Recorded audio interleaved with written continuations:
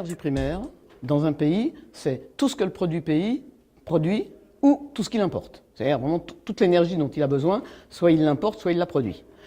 L'énergie finale, c'est ce qu'on utilise au bout. Qu'est-ce qu'il y a entre les deux?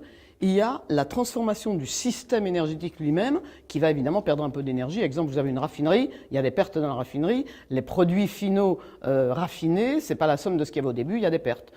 Exemple, vous faites de l'électricité, alors là, il y a beaucoup de pertes. Voilà, donc c'est ça la différence. Et ce qui est le plus important, c'est effectivement, je pense que ce serait important qu'il y ait mettre des objectifs en énergie finale et primaire. Ça veut dire qu'on cadre un peu combien on va faire d'électricité. Car les très grosses pertes dans le système énergétique, c'est quand on fait de l'électricité. Ainsi, le nucléaire envoie plus de 2 tiers aux petits oiseaux pour 1 tiers d'électricité. Ce qui est important, si on donne un objectif primaire et final, ça veut dire qu'on cale un peu combien d'électricité on va faire.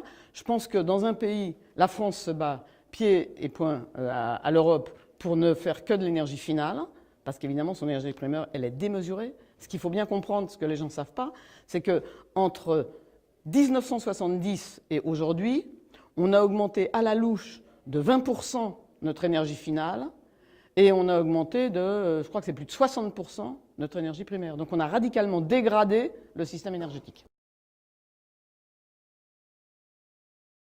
Si le gouvernement veut vraiment attaquer de front la rénovation énergétique, alors je pense qu'il y a de l'avenir pour le bâtiment à une deuxième condition, que la formation de l'ensemble des professionnels de bâtiment s'accélère, car ils sont meilleurs en gros pour faire une maison neuve que pour rénover, parce qu'il faut combiner l'ensemble des techniques, l'isolation, la ventilation, des choses comme ça. Donc je crois que là, il y a une vraie possibilité, avec des choses qui ne sont pas très délocalisables. Donc il y a une vraie possibilité. J'ai quand même l'impression que le gouvernement y va dans la loi très très timidement sur la pointe des pieds, un tout petit peu, pas du tout de manière très volontariste.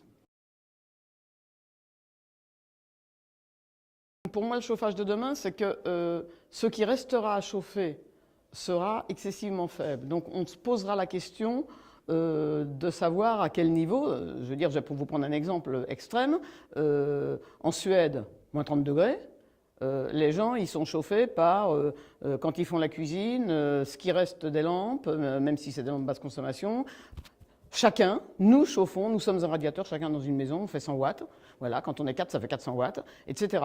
Donc, si on va vers des visions comme celle-là, avec les ventilations qui sont cyclées, il n'y a pas un chauffage qui s'impose. La seule chose que je dois dire, c'est que, sauf quand il sera vraiment très très réduit à la marge, l'électricité, c'est pas un bon système pour faire du chauffage. Parce que sinon, l'électricité, ça fait ce qui nous arrive en France aujourd'hui, à savoir que si toute l'Europe n'était pas là à notre secours quand il y a une vague de froid, eh ben on gèlerait. Parce que voilà, c'est toute l'Europe, quand il y a une vague de froid, c'est toute l'Europe qui nous envoie leur électricité pour qu'on puisse se chauffer. C'est quand même pas un système qui tient la route.